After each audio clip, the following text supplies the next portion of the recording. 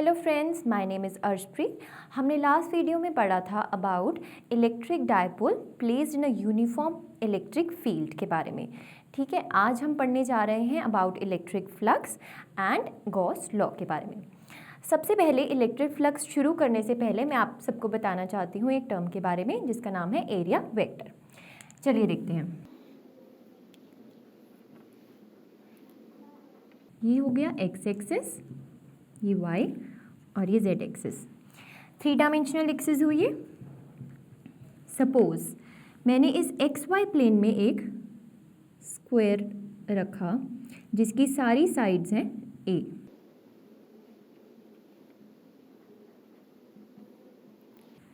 देखिए फ्रेंड्स, अब तक हम छोटी क्लासेस में पढ़ते आए हैं that area is a scalar quantity. अगर छोटी क्लासेस वाले बच्चों को ये सम दिया जाए कि इसका एरिया कितना रहेगा तो वो सीधा लिखेंगे area is side a into A, that is a का स्क्वायर।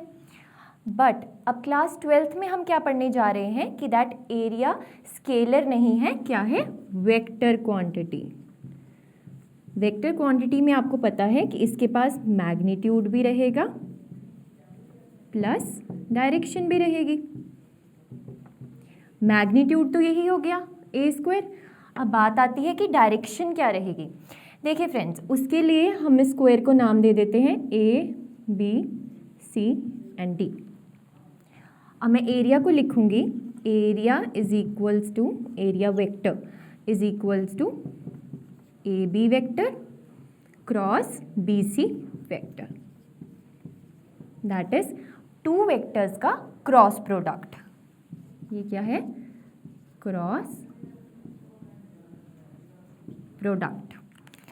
देखिए फ्रेंड्स, वेक्टर एनालिसिस से जब भी मैं दो वेक्टर्स का क्रॉस प्रोडक्ट लेती हूँ तो वो किसके इक्वल आता है, magnitude of first vector into magnitude of second vector sine of theta N cap. N cap क्या रहती है, डायरेक्शन।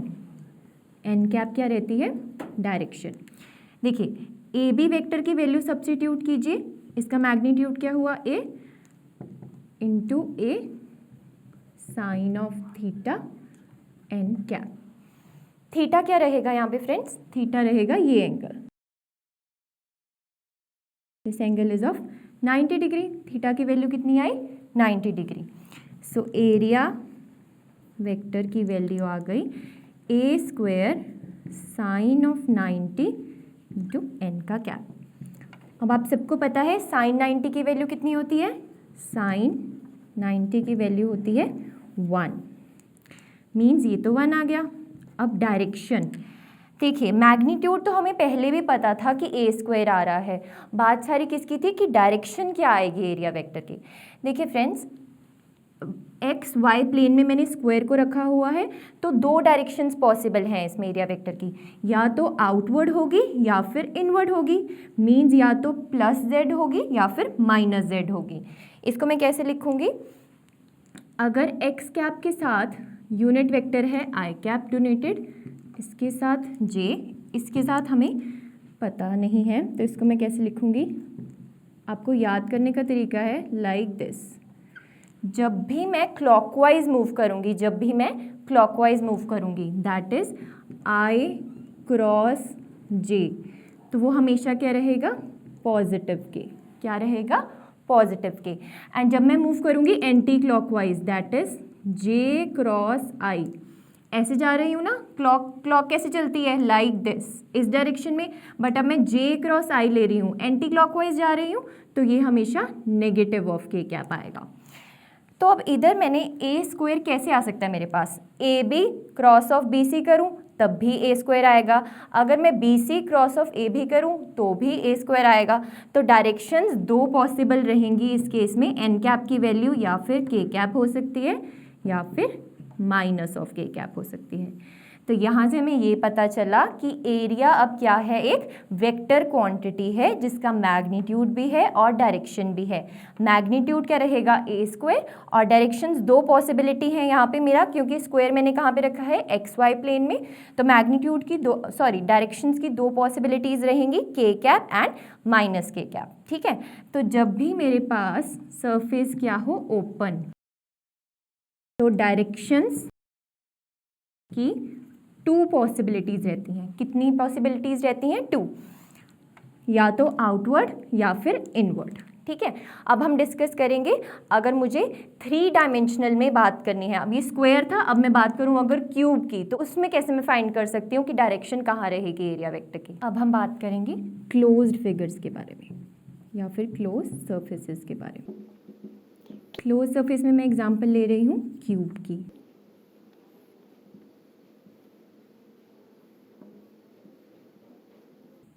देखिए फ्रेंड्स, ये है क्यूब।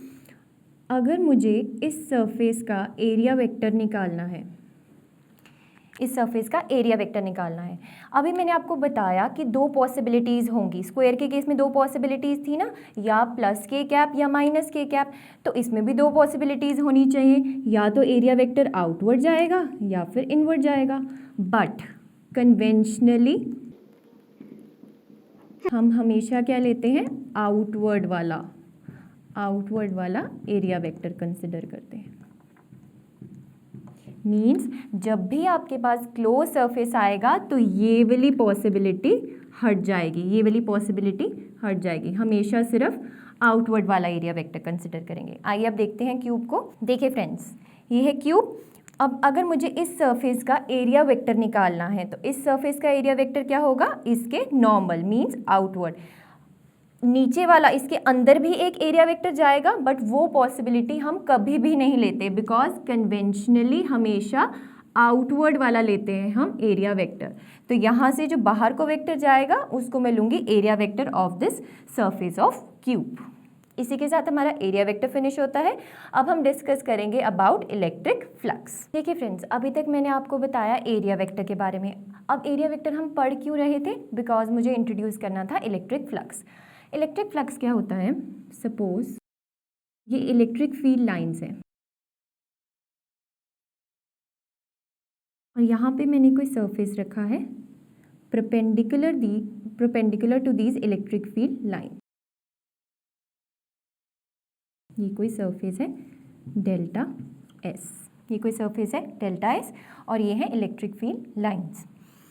देखिए, अब इस सरफेस में से एक एरिया वेक्टर निकलेगा। मैंने अभी आपको पढ़ाया था एरिया वेक्टर के बारे में, जो कि नॉर्मल होता है सरफेस के। अभी हमने पढ़ा था ना स्क्वायर का केस। स्क्वायर किस में था? एक्स वाई प्लेन में। और इसका जो एरिया वेक्टर आ रहा था या आउटवर्ड आ रहा था या इनवर्ड आ रहा था, तो वो जेड एक्सिस के पॉजिटिव में या नेगेटिव में आ रहा था। 2 पॉसिबिलिटीज़ थी इसकी भी। तो इसमें से भी ये, अगर आप इमेजिन कीजिए ऐसे एक सरफेस पड़ा है तो इसका एरिया वेक्टर यहाँ से आ रहा है, दैट इज एन कैप। तो इलेक्ट्रिक फ्लक्स क्या होती है? The number of electric field lines, the number of electric field lines passing through a surface perpendicularly. Means ये लाइंस जो इस सरफेस से पास हो रही हैं, ये भी परपेंडिकुलर है, ये भी परपेंडिकुलर है, तो इन लाइंस को मैं क्या बोलूँगी? इलेक्ट्रिक फ्लक्स बोलूँगी। इलेक्ट्रिक फ्लक्स का फॉर्मूला क्या रहता है? Del phi is equals to E dot delta s. E क्या रहता है? Electric field. क्या रहता है? Electric field. और डेल्टा एस क्या रहता है? Area element. एरिया एलिमेंट, ये भी एक वेक्टर क्वांटिटी है और इलेक्ट्रिक फील्ड भी एक वेक्टर क्वांटिटी है। ठीक है फ्रेंड्स, अब देखिए डॉट प्रोडक्ट हो रहा है इन दोनों वेक्टर क्वांटिटीज़ का। मीन्स अगर A डॉट बी, 2 वेक्टर्स का डॉट प्रोडक्ट होता है तो उसको मैं लिखती हूँ फर्स्ट वेक्टर का मैग्नीट्यूड इंटू सेकेंड वेक्टर का मैग्नीट्यूड कॉस ऑफ थीटा। यहाँ से जो मुझे आंसर मिलेगा वो हमेशा क्या रहता है? एक स्केलर क्वांटिटी। क्या रहता है? एक स्केलर क्वांटिटी रहती है। तो मैं बोलना चाहती हूँ कि जो इलेक्ट्रिक फ्लक्स है वो डिपेंड कर रहा है इलेक्ट्रिक फील्ड पे एंड डिपेंड कर रहा है एरिया एलिमेंट पे। अब हम देखेंगे इसकी डिपेंडेंस कैसे आ रही है, कि फ्लक्स कैसे ई पे डिपेंड करता है और फ्लक्स कैसे एरिया पे डिपेंड करता है। अब मैंने आपको बताया कि फ्लक्स का फॉर्मूला रहता है del phi is equals to E dot of delta s. देखिए फ्रेंड्स, अब ये कोई सरफेस है डेल्टा एस और ये इलेक्ट्रिक फील्ड लाइंस है। अभी यहाँ पे मैं फ्लक्स को बोल सकती हूँ कि यहाँ से 2 लाइंस पास हो रही हैं, तो फ्लक्स की वैल्यू क्या है 2। बट देखिए, अगर मैं इलेक्ट्रिक फील्ड की वैल्यू बढ़ा देती हूँ, इलेक्ट्रिक फील्ड की वैल्यू E1 है यहाँ पे है कुछ E2। If E2 is greater than E1, यहाँ पे आप देख सकते हैं जो पहले 2 लाइंस इस सरफेस से क्रॉस नहीं कर रही थी, अब चारों की चारों लाइंस इस सरफेस से क्रॉस कर रही हैं। मींस फ्लक्स की वैल्यू क्या होगी यहाँ पे कुछ 4। अब यहाँ पे आप बोलोगे कि इलेक्ट्रिक फील्ड की मैंने वैल्यू बढ़ा दी, तो मैंने लाइन सारी कैसे क्लोज ले आई। मैंने आपको पढ़ाया था उस वीडियो में, याद कीजिए, जब मैंने आपको बताया था इलेक्ट्रिक लाइंस ऑफ फोर्स के बारे में। उसमें मैंने आपको क्या बताया था, जब भी इलेक्ट्रिक फील्ड का मैग्नीट्यूड बढ़ता है तो लाइंस रिलेटिवली क्लोजर आ जाती हैं, इसीलिए इनमें डिस्टेंस कम हो जाएगा as comparative to this distance. तो मैं बोल सकती हूँ कि फ्लक्स जो है वो डायरेक्टली प्रोपोर्शनल टू ई है। मीन्स अगर मैं इलेक्ट्रिक फील्ड की वैल्यू बढ़ा रही हूँ तो मेरी फ्लक्स भी बढ़ रही है, इलेक्ट्रिक फील्ड की वैल्यू बढ़ा रही हूँ तो फ्लक्स भी बढ़ रही है। पहले 2 थी, अब 4 हो जाएगी। ठीक है, तो ये तो हमें क्लियर हो गया कि फ्लक्स जो है वो ई पे कैसे डिपेंड करती है। अब हम समझेंगे डिपेंडेंस डेल्टा एस पर कैसे आ रही है। सिंपल सी बात है फ्रेंड्स, अगर ये मैंने लिया कुछ area delta S like this,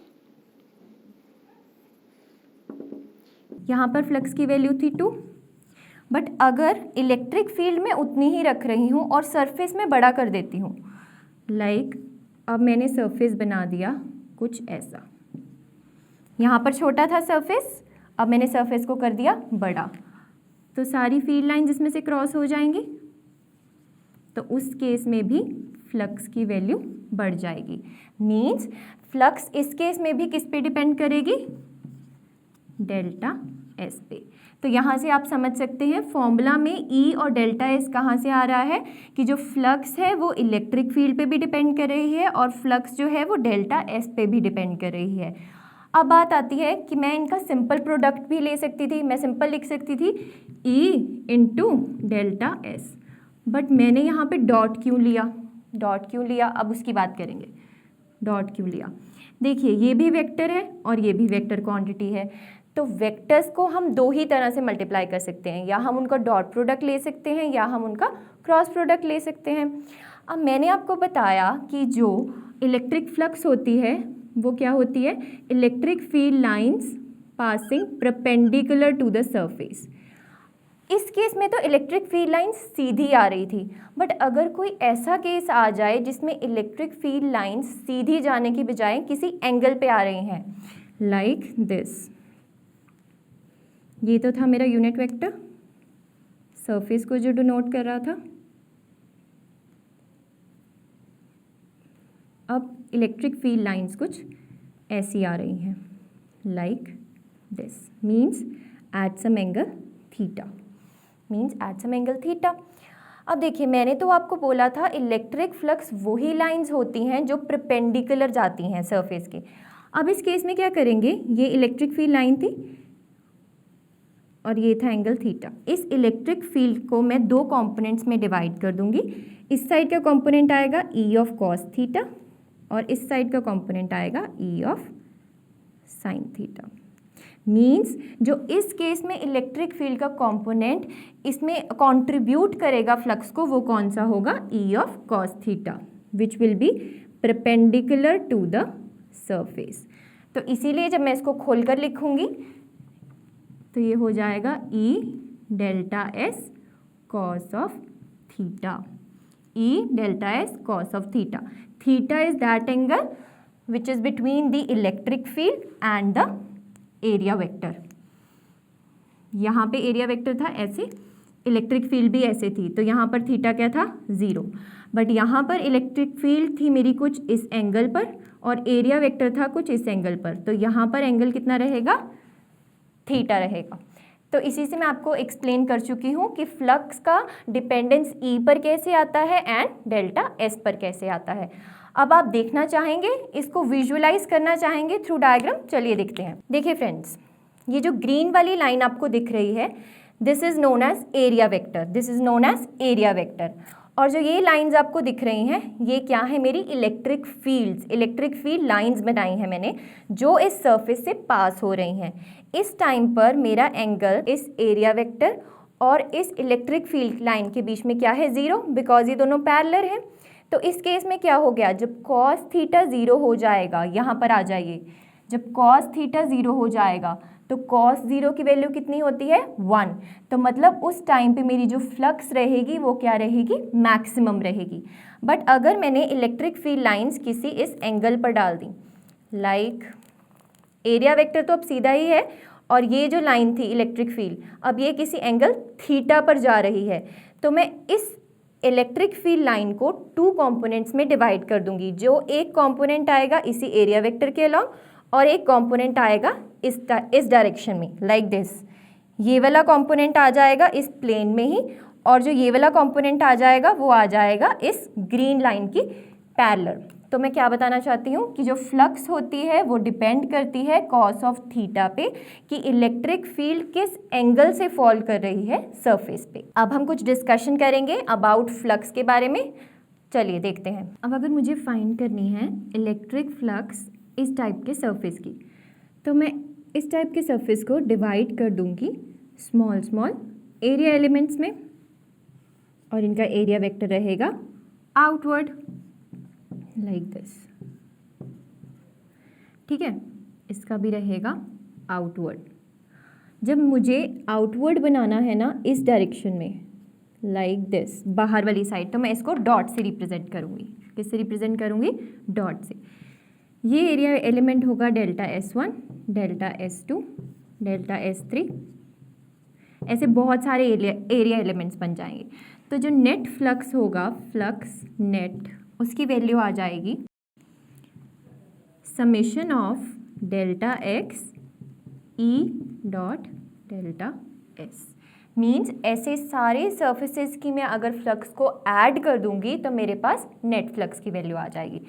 अब ई क्या रहेगा, कांस्टेंट, और summation of delta S into delta S.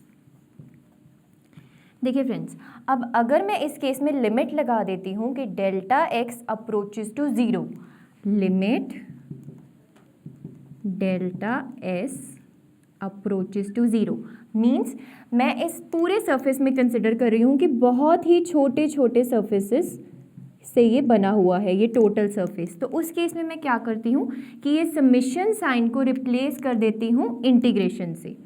यह आ जाएगा integration over the closed surface. ये सिंबल क्या बताता है, integration over the close surface. आप देख सकते हैं ये सरफेस क्लोज्ड है, ये कहीं से भी ओपन नहीं है। अगर यहाँ से खुला होता तो मैं इसको बोलती ओपन सरफेस, बट अब ये सारा सरफेस क्या है, क्लोज्ड है। तो मैं इंटीग्रेशन में ये साइन लगाती हूँ, it represents that surface is closed, और एस मीन्स कि मैं इंटीग्रेशन ले रही हूँ ऑन द होल सरफेस। तो इसको मैं लिखूँगी ई डॉट डेल्टा एस।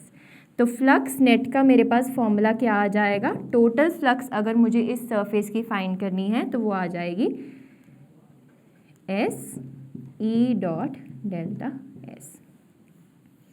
इसको आप आगे खोल सकते हैं डॉट प्रोडक्ट को, इसको लिख सकते हैं E into delta S cos of theta. ये रहती है नेट फ्लक्स।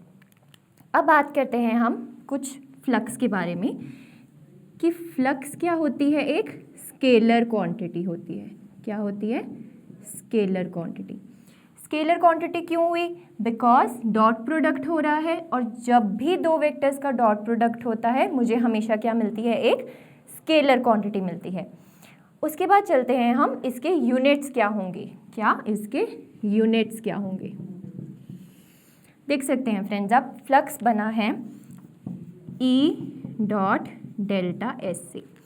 ई के यूनिट्स क्या होते हैं, ई के यूनिट्स क्या होते हैं, ई को हम कैसे लिख सकते हैं, फोर्स अपॉन चार्ज। ये मैंने आपको पढ़ाया था, इलेक्ट्रिक फील्ड इंटेंसिटी मैंने आपको जिस वीडियो में बताया था सारा कुछ, उसमें मैंने आपको बताया था कि ई को कैसे लिख सकते हैं, फोर्स अपॉन चार्ज। और डेल्टा एस, डेल्टा एस क्या है, एरिया एलिमेंट, तो एरिया किस में रहता है, मीटर स्क्वायर में। फोर्स के यूनिट्स हुए न्यूटन, चार्ज के यूनिट हुए कूलम, और डेल्टा एस के यूनिट हुए मीटर स्क्वायर। तो फ्लक्स के यूनिट्स क्या आ गए, न्यूटन मीटर स्क्वायर पर कूलम। मीन्स आपको अगर न्यूमेरिकल्स में किसी भी वैल्यू के साथ ये यूनिट्स दिखते हैं, न्यूटन मीटर स्क्वायर पर कूलम, तो मीन्स उसकी वो किस चीज़ की वैल्यू दे रखी है, हमें फ्लक्स की वैल्यू दे रखी है। किस चीज़ की वैल्यू दे रखी है, फ्लक्स की वैल्यू दे रखी है। अब हम इस टॉपिक के ऊपर एक न्यूमेरिकल करने जा रहे हैं। चलिए देखते हैं न्यूमेरिकल को। देखिए फ्रेंड्स, अभी तक हमने पढ़ा था फ्लक्स के बारे में। चलिए आइए एक न्यूमेरिकल करते हैं।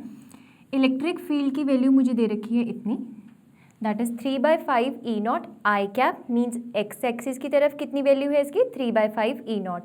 जे कैप मीन्स वाई एक्सिस की तरफ कितनी वैल्यू है, 4/5 ई नॉट। ई नॉट की वैल्यू आपको गिवन है क्वेश्चन में।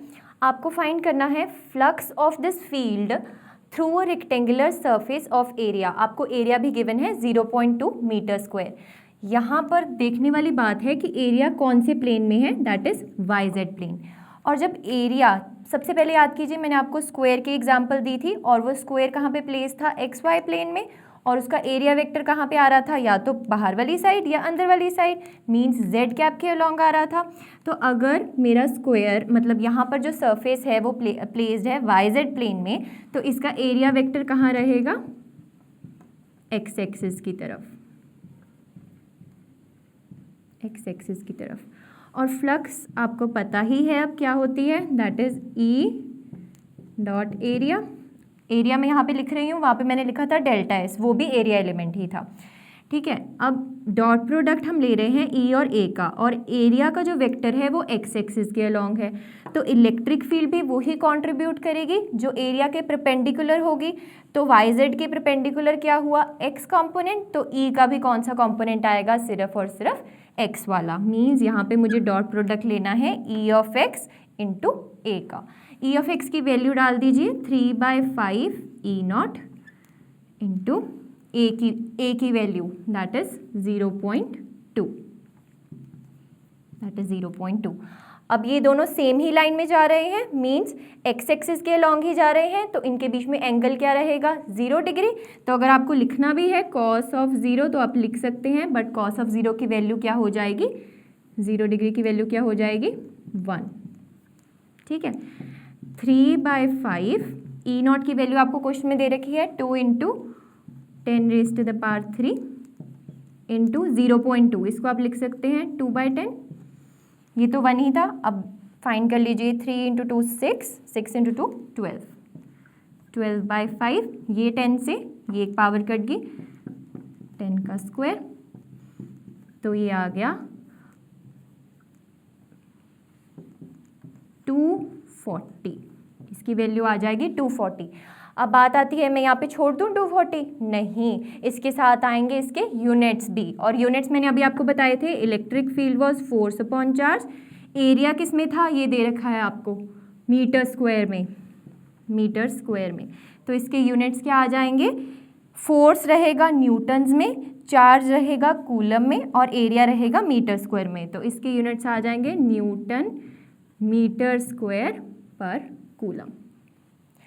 आई होप आप सबको ये न्यूमेरिकल समझ आ गया होगा। अब हम आगे बढ़ेंगे ऑन गॉस लॉ। अब हम बात करेंगे कि गॉस लॉ क्या होता है। गॉस लॉ क्या कहता है कि जो टोटल फ्लक्स होती है ऑफ अ क्लोज्ड सरफेस, अभी हमने ये फॉर्मूला लिखा था E.ds, total flux through a close surface is equals to Q/ε0। Q यहाँ पे रहता है चार्ज इनक्लोज्ड, और ε0 यहाँ पे रहता है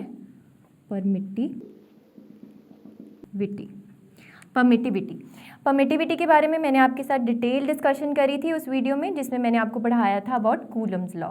ठीक है, Q यहाँ पे क्या रहता है, चार्ज इनक्लोज्ड, और ε0 क्या रहता है, परमिटिविटी। ठीक है फ्रेंड्स, अब ये मैंने आपको बता दी स्टेटमेंट की गॉस लॉ की ये होती है। अब इसको प्रूफ करने जा रहे हैं हम कि कैसे क्लोज सरफेस का अगर मैं नेट फ्लक्स निकालूंगी तो वो Q/ε0 के बराबर आएगा।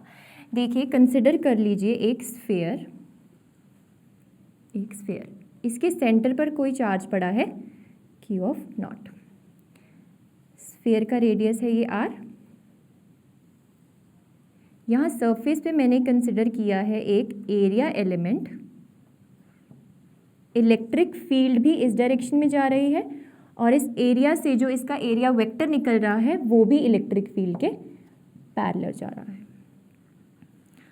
देखिए, मुझे पूरी स्फेयर का नेट फ्लक्स निकालना है, तो मैंने अभी आपको थोड़ी देर पहले बताया था कि अगर कोई सरफेस दे रखा है बड़ा सा, उसका मैंने नेट फ्लक्स निकालना है, तो मैं उस सरफेस को डिवाइड कर दूंगी स्मॉल स्मॉल एरिया एलिमेंट्स में। इसी तरह मैं इस स्फेयर को भी स्मॉल स्मॉल एरिया एलिमेंट्स में डिवाइड कर सकती हूँ। मीन्स मेरा पहला फोकस क्या रहेगा, मुझे इस चीज़ का फ्लक्स पता चल जाए, उसको मैं इंटीग्रेट कर दूँ अगर, तो मुझे नेट फ्लक्स पता चल जाएगा टोटल स्फेयर पे कितना है। देखिए, डेल्टा फाई क्या रहता है, E dot D S delta S. E की वैल्यू सब्स्टिट्यूट कर दीजिए। ई की वैल्यू मैंने आपको पढ़ाई थी उस वीडियो में जिसमें मैंने आपको पढ़ाया था इलेक्ट्रिक फील्ड इंटेंसिटी के बारे में। ई वॉज के क्यू बाई आर स्क्वायर। के की वैल्यू डाली थी 1/4 पाई एप्सिलॉन नॉट, चार्ज था क्यू, और आर स्क्वायर, रेडियस क्या है यहाँ पे आर, तो बाय आर स्क्वायर। और इसकी डायरेक्शन क्या रहेगी, along the radius vector like this, r cap into delta s की वैल्यू। डेल्टा एस की वैल्यू को हम अभी ऐसे ही लिखेंगे, ठीक है। डॉट हटा रही हूँ बिकॉज ये दोनों सेम डायरेक्शन में जा रहे हैं, तो कॉस ऑफ ज़ीरो, और कॉस ऑफ ज़ीरो की वैल्यू कितनी होती है 1। तो आपने लिखना है तो लिख लीजिए, बट लिखने की ज़रूरत नहीं है। तो अब मैं क्या फाइंड करूँगी, Q/4 pi epsilon not are square, r का कैप। अब इसको खोल दीजिए। वेक्टर क्या होता है, उसका कुछ मैग्नीट्यूड भी होता है और डायरेक्शन भी रहती है। अब देखिए, इसका जो मैग्नीट्यूड होगा वो तो होगा डेल्टा एस, और डायरेक्शन रेडियल वेक्टर के अलोंग ही जा रही है। मतलब मैं इसको भी रेडियस बोलती हूँ, इसको भी रेडियस, इसको भी रेडियस, ये सब रेडियस ही है ना। तो ये एन कैप भी ऑब्वियसली एक रेडियस की डायरेक्शन में ही जा रहा है। तो डेल्टा एस की भी डायरेक्शन क्या होगी, r cap into r cap की वैल्यू क्या हो जाएगी 1। मीन्स मुझे डेल्टा फाई की वैल्यू मिल गई Q/4 pi epsilon not are square, delta of s का मैग्नीट्यूड। डेल्टा फाई भी एक स्केलर क्वांटिटी है, और आप देख सकते हैं मेरे पास कोई भी डायरेक्शन नहीं रही इस फॉर्मूला में। क्यू भी एक स्केलर हो गया, 4 pi epsilon not, are square भी एक स्केलर है, डेल्टा एस भी एक स्केलर हो गया। अब ये तो आ गई फ्लक्स की वैल्यू सिर्फ इस एरिया के लिए, बट अगर मुझे फुल स्फेयर के लिए वैल्यू निकालनी है फ्लक्स की कितनी होगी, तो उसको कैसे निकालूंगी मैं, flux is equals to summation of delta s, all delta s, Q/4 pi epsilon not are square delta s. ठीक है, अब ये सब तो कांस्टेंट रहेगा, Q/4 pi epsilon not are square, मैं इसको बाहर निकाल सकती हूँ, और टोटल समीशन किस पे लग जाएगा, डेल्टा एस पे। तो इसको मैं लिखूंगी flux is equals to Q/4 pi epsilon not are square, all delta s पे समीशन लग गया लाइक दिस। अब देखिए फ्रेंड्स, ये सारे छोटे छोटे सर्फेसेस जुड़कर टोटल क्या बना देंगे, स्फेयर बना देंगे ना। तो स्फेयर का सरफेस एरिया ही आएगा यहाँ पे। अगर मैं सबका सम करूँगी, इसका प्लस सबका सम करती जाऊँगी, तो टोटल मेरे पास क्या बन जाएगा, स्फेयर बन जाएगा। तो सरफेस एरिया ऑफ स्फेयर क्या होता है, 4 पाई आर स्क्वायर। उसकी वैल्यू डाल दीजिए, तो फ्लक्स की वैल्यू आ जाएगी Q/4 pi epsilon not are square into 4 pi R का स्क्वायर। 4 पाई से 4 पाई कट हो जाएगा, आर स्क्वायर से आर स्क्वायर कट हो जाएगा। तो मेरे पास क्या रह जाएगा कि फ्लक्स इज इक्वल्स टू Q/एप्सिलॉन नॉट। यही मैंने स्टार्टिंग में आपको डेफिनेशन बताई थी कि नेट फ्लक्स क्या होता है किसी भी क्लोज सरफेस का, Q/एप्सिलॉन नॉट। और Q क्या रहता है, चार्ज एनक्लोज्ड। यहाँ पे सिर्फ एक ही चार्ज था, तो इसलिए मेरे पास फ्लक्स की वैल्यू सिर्फ एक ही चार्ज पर आई थी, और एप्सिलॉन नॉट परमिटिविटी होता है। तो ये था ऑल अबाउट गॉस लॉ। अब चलिए आगे बढ़ते हैं। देखिए फ्रेंड्स, मैंने आपको बताया था कि flux of the closed surface is equals to Q/एप्सिलॉन नॉट। बट ये तो मैंने बता दिया, इसको अब कंफर्म करेंगे हम कि ये पॉसिबल है भी या नहीं। देखिए, हम कंसिडर करते हैं एक cylindrical surface first area, second area and third area. देखिए यहाँ पे इलेक्ट्रिक फील्ड हमेशा इस एक्सिस ऑफ सिलेंडर के पैरेलल रहेगी। मैंने मान रखा है कि इलेक्ट्रिक फील्ड हमेशा इस एक्सिस ऑफ सिलेंडर के पैरेलल है।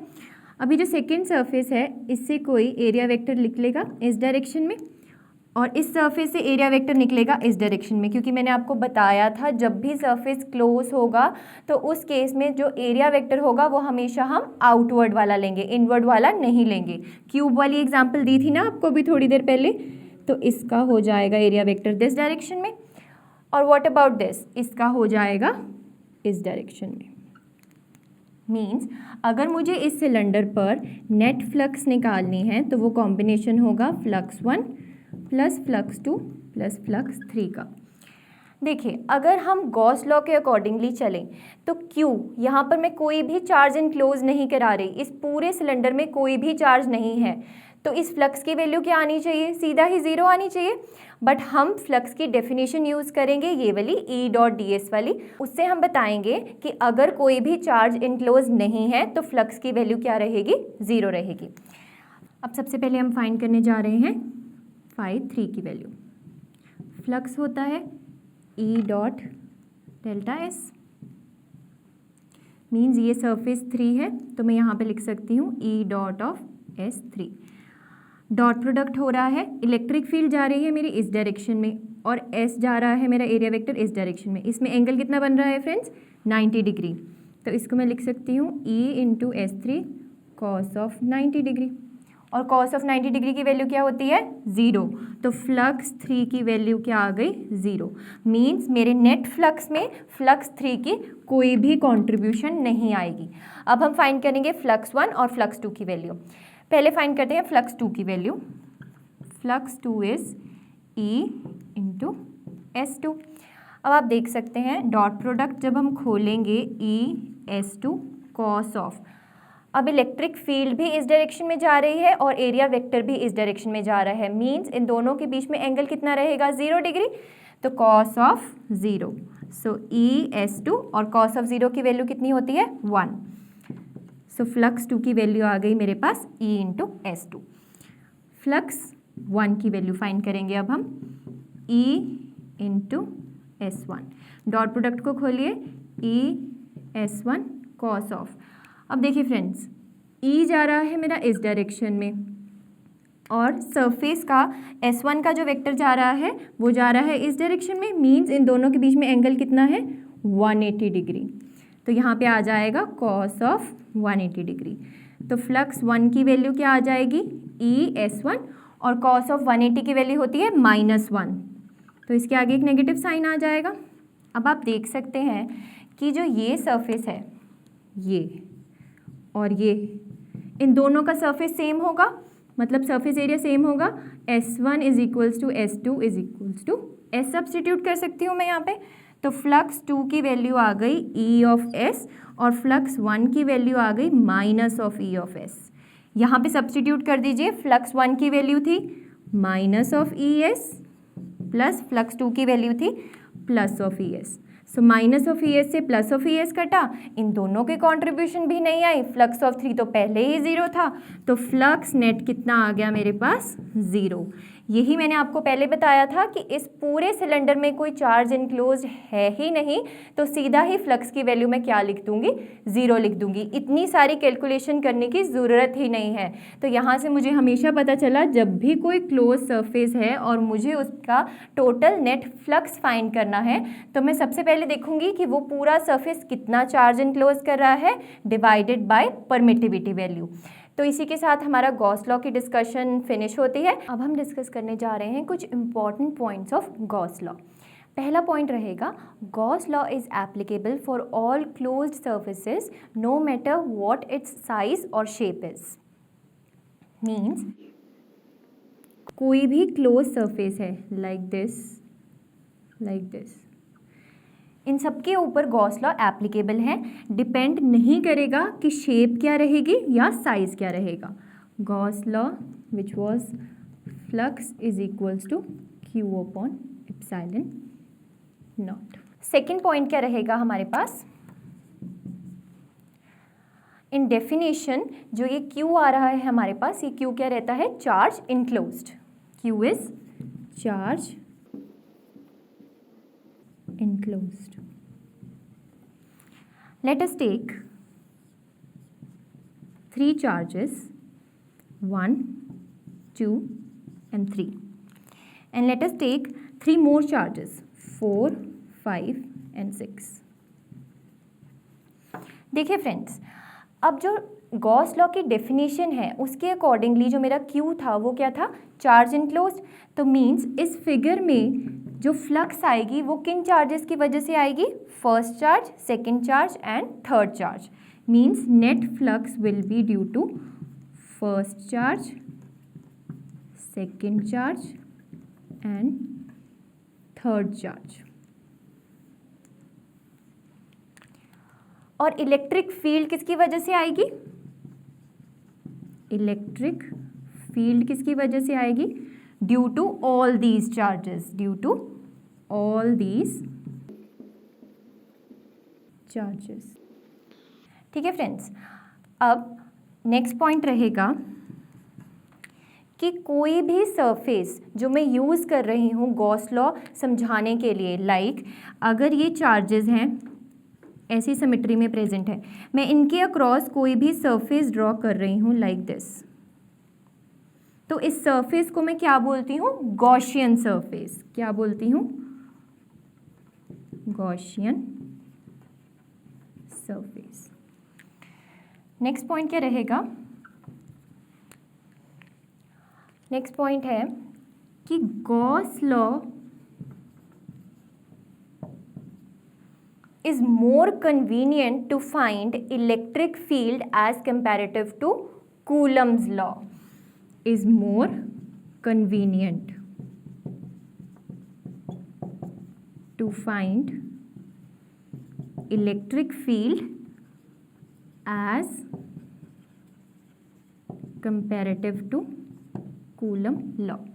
जब भी मेरे पास किसी भी टाइप की सिमेट्री प्रेजेंट है चार्जेस की, तो मैं हमेशा प्रेफर करूंगी कि मुझे अगर इलेक्ट्रिक फील्ड निकालनी है तो मैं गॉस लॉ का यूज़ करूं as comparative to Coulomb's law. Coulomb's law हमने पढ़ा था, कूलम्स लॉ में क्या होता था, force is equals to Q into E.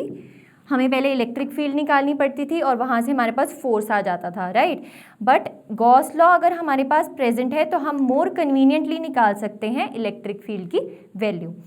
अब मैं आपको देने जा रही हूँ एक होमवर्क क्वेश्चन जो आप घर से कर आएंगे, उसके बाद हम आज की वीडियो को फिनिश करेंगे. देखिए फ्रेंड्स, ये है आपका homework question. From the figure find the electric flux through each surfaces. मैंने आपको इस क्वेश्चन में 3 सर्फेसेस दिए हैं. ये सर्फेस 1 है, ये सर्फेस 2 है और ये सर्फेस 3 है. आपको हर एक सरफेस में कितनी फ्लक्स निकलेगी उसकी वैल्यू फाइंड करके आनी है. हम नेक्स्ट वीडियो में डिस्कस करेंगे अबाउट दिस क्वेश्चन. उसके बाद हम कंटिन्यू करेंगे about applications of Gauss law. Till then keep revising and enjoy physics.